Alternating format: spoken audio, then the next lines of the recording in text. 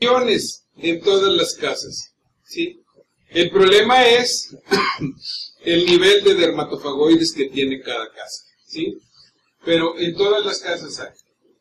Y sus evacuaciones son lo que genera descompensaciones más. ¿La que sigue? En 1967 se estableció que la fuente más importante de alergia en el polvo doméstico son estos bichos. Cada ácaro produce 20 partículas fecales por día que constituyen el elemento alergénico. De 100 a 500 ácaros por gramo de polvo casero son el nivel de riesgo para inducir asmas susceptibles. O sea, haz la reflexión, sobre todo en donde tenemos mobiliario de fibra textil, como los juegos de sala y demás, ¿sí? Como los juegos de sala, ahí es donde tenemos un montón de bichos. Entonces, por eso hay que mantener la mayor limpieza posible. Nunca los eliminas. El punto es que tengas menos de 100 a 500, menos de 100, ¿sí? Para que no tengamos descompensaciones anuales. Que si la sala de tu casa está así, bueno, ya tengo 2 millones por gramo de polvo. ¿Sí? No hay polvo, nomás había ácaros. Sofás y colchones son excelentes microhábitats para los ácaros, que encuentran los 3 factores que necesitan: humedad, calor, la transpiración del paciente y al dormir, y alimento, que son las escamas de piel humana. ¿Sí? Él lo seguía. Bueno, ya lo comentábamos, ¿no? Los ácaros, hongos, polen y los perritos, ¿no? Decíamos que no sabemos la causa, pero sí sabemos cuáles son los factores de descompensación: clima frío y húmedo, ejercicio físico, tabaco, salud, irritantes químicos, infección respiratoria viral, sinusitis, pólipos nasales, embarazo, cerveza, vino tinto, alergenos diversos, inflamatorios no esteroideos. Este colorante FDA número 5 es el que viene, les decía, se llama tartracina y está presente en los betunes. En el betún de los pasteles es capaz de causar descompensación en algunos pacientes asmáticos, no en todos. Reflujo gastroesofágico, por supuesto. Factores psicológicos, específicamente tensión emocional negativa, y que casi no hay en los números en este momento. Ansiedad, risa, llanto, menstruación puede estar relacionada con descompensación asmática. ¿Sigue? Más, bueno, pues ahí va. Rhinosinusitis, medicamentos diversos, morfina, codeína, aspirina, antiinflamatorios no esteroideos. De los beta bloqueadores, el más identificado como descompensador asmático es el propanolol. Mohos, hongos, pues, olores intensos, como el perfume de la tía viejita, de la abuela,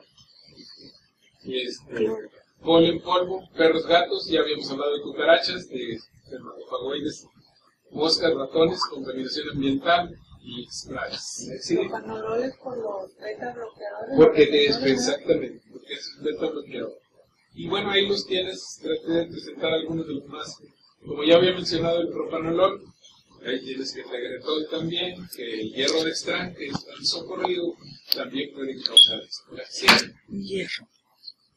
Para que no se les olvide que dije cucarachas. Infecciones, bueno, esto lo vamos a pasar muy rápido. Infecciones virales de vías respiratorias superiores, cualquier cosa que genere, ya sabes. ¿Sí? Y por si nos quedó sí,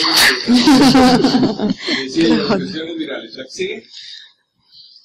No hay duda, ¿verdad? Infecciones de vías respiratorias superiores, ¿la sigue? No sé si se nota, pero es invierno y hay hielo en todas las hojas, superficies, etc. Nunca falta un loco que sale a -3 grados en tomando fotografía. Descompensación por polen, la sigue. El Tamaulipas, no hay duda. Sorgo, ya viene la temporada. Junio, vamos a tener la temporada de trilla, y toda la trilla que se genera en nuestra región va a generar una micropolución de fibras textiles, y los vientos las llevarán a las ciudades y entonces tendremos más descompensación asmática beneficial. ¿Sí? Polen, ¿sí? Ejercicio físico, sobre todo en niños, la que sigue. Carcajadas, la que sigue. Si alguien quiere saber por qué las carcajadas, no sé, ¿eh? No vayan a hacer esa pregunta. Guarderías infantiles, sobre todo las nuestras, porque no están así como esa. Si alguien conoce guarderías infantiles matamorenses, no están así como esa. Y acuérdense, ¿cuál es la guardería? ¿Qué requisitos debe reunir la guardería ideal? No hay. No hay guarderías ideales. La guardería se lleva a cabo por una necesidad, no porque esté bien. Entonces aquí tienes a todos los ratoncitos con infecciones virales recidivantes que terminan causando un proceso inflamatorio. Piensa en una virosis que afecta a este que es el número 1. Ahí está él. Y entonces él tiene descamación del endotelio respiratorio y exposición de raíces nerviosas e hiperreactividad con contracción de músculos. Si se perpetúa, hay un proceso inflamatorio. ¿Qué va a tener entonces? Tos persistente. Teóricamente sibilancias no tanto en el infante tan pequeño, ¿sí? Pero va a tener tos persistente como manifestación asmática. Deja de ir a la guardería, una semana le dan medicamento y convaleciente aún, sin haberse resuelto el problema, regresa a la guardería porque a la familia le urge que vaya a la guardería de nuevo. La madre trabaja en la maquiladora, el señor trabaja en el taller, entonces regresa convaleciente a la guardería, pero ya estos ya consiguieron otras infecciones y en cuanto llega, se la regalan. Y entonces apenas iba saliendo de una descompensación por infección viral y ya tiene, ¿sí? 2 semanas después está de nuevo ahí, regresando de convaleciente de su segundo cuadro, y cuando llega a la semana, otra vez tiene. Y entonces eso de pronto propicia un estado de hiperreactividad bronquial que ya no revierte. Y a partir de ahí, ya no van a ser solo las infecciones virales, va a ser cualquier otro estímulo, que si el aire estaba frío y seco, que si había viento, que si era polen, que si el papá fumó, que si el tío que llegó, el padrino que llegó fumaron, y entonces va a generar cuadros de hiperreactividad bronquial por otros estímulos que no fueron el original de las virosis respiratorias de su primera etapa. A partir de ahí, entonces tendremos un nuevo asmático. ¿Ya sigue? Medicamentos, bueno, ya habíamos dicho, propanolol, aspirina, antiinflamatorios no esteroideos, la que sigue. Fumar, por supuesto. Imagínate, estamos metiéndole humo, pues no, a los bronquios, pues no. Mañana se celebra el Día Mundial de la Lucha contra el Tabaco. Así que ahí les recuerdo que hagan promoción. ¿Sí? Por lo menos hagan una carne asada. Mascotas. Estas. La que sigue. Alfombras, ya sabes, aquí está. Aquí es donde se supone que hay un montón de dermatofagoides. La que sigue.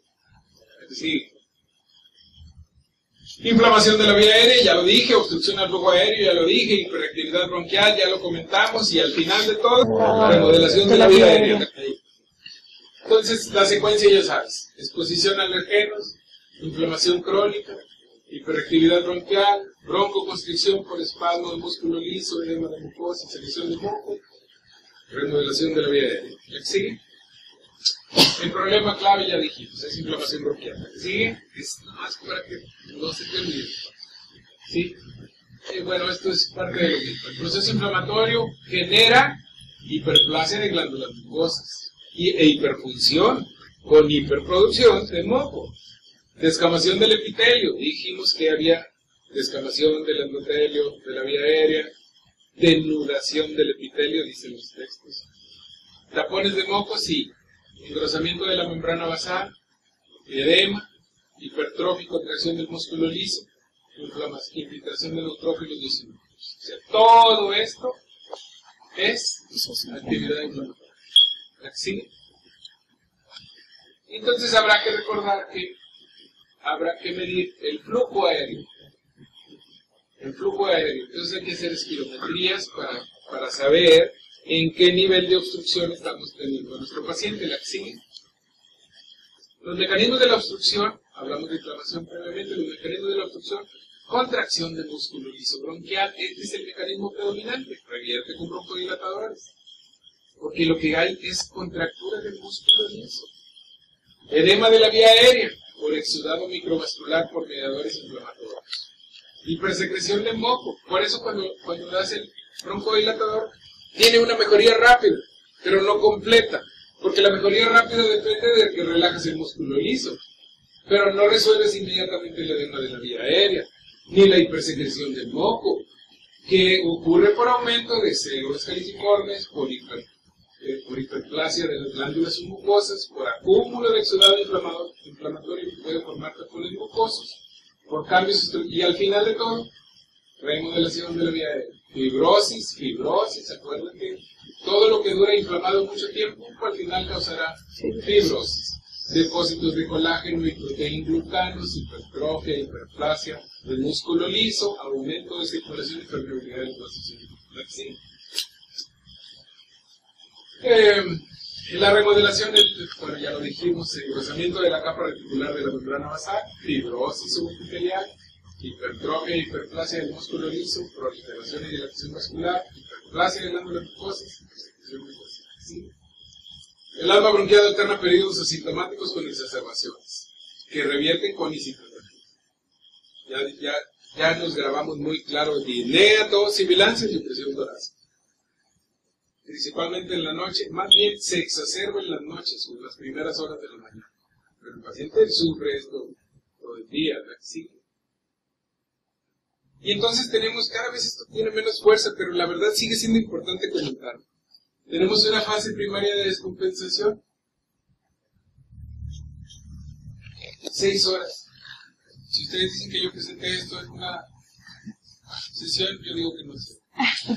6 horas. 6 horas es lo que se manejaba antes y sigue resultando muy cómodo para explicar. Es como un acto reflejo inicial, con contracción del músculo liso bronquial. Entonces tenemos los síntomas iniciales que se pueden resolver rápidamente si utilizamos un beta agonista de corta acción. El papá de todos los pollitos sigue siendo, al paso de los años, el salbutamol. Fase primaria de descompensación. ¿Qué quiere decir eso? Que Dulcinea del Toboso recibe las flores, el ramo de flores en este momento, y emocionada se queda con él, en lugar de retirarlo.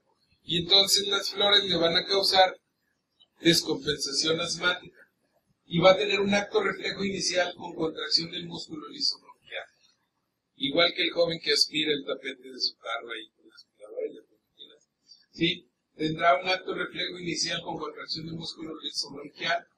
Ahí es donde funciona el antagonista de contracción. ¿Sí?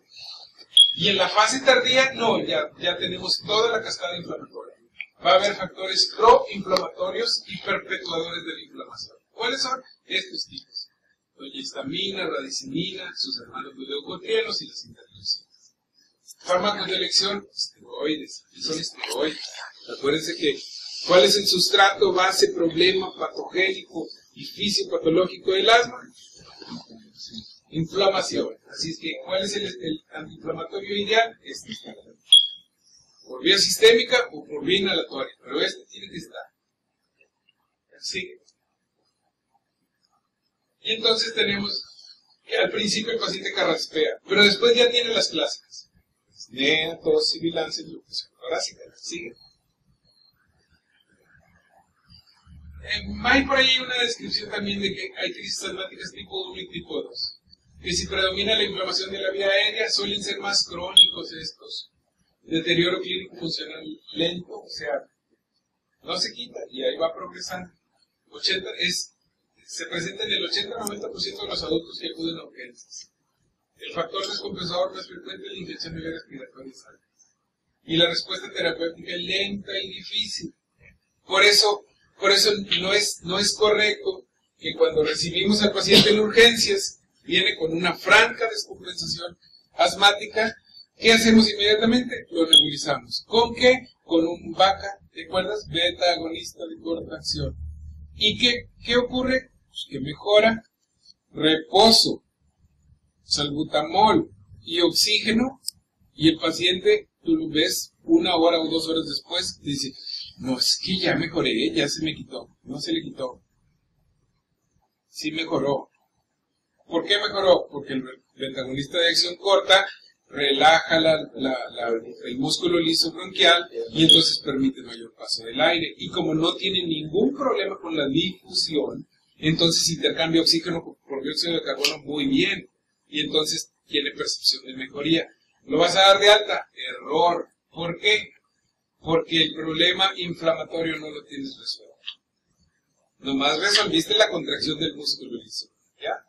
Pero no resolviste el problema inflamatorio. Ese que dice ahí de histamina, radicinina, leucotrieno, prostaglandinas, etc. Ese no lo resolviste. Y entonces está con vasodilatación, fuga de líquido a tercer espacio, edema submucoso, sobreproducción de moco, formación de tapones. Todo eso no lo resolviste. Nomás resolviste la contracción del músculo liso. ¿Lo das de alta? El paciente va a regresar. La crisis asmática tipo 2 predomina el broncoespasmo. Es una crisis hiperaguda, asfíctica de 3 a 6 horas. Como la asmática que recibió las flores, como el joven de 17 años asmático que tiene el carro nuevo y quiere aspirarlo todo el día. ¿Sí? Alergenos, ejercicio, estrés psicosocial también pueden desencadenar esto. La respuesta terapéutica es rápida y la hospitalización es menos frecuente. Sí, porque es hiperaguda.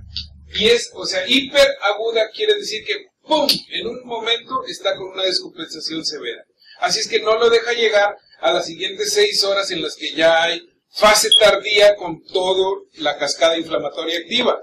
Todo depende de contracción de músculo liso. Ese es el que va a mejorar maravilloso con salbutamol y no requiere el manejo del proceso inflamatorio, porque él estaba muy bien antes hasta que hizo contacto con un descompensador.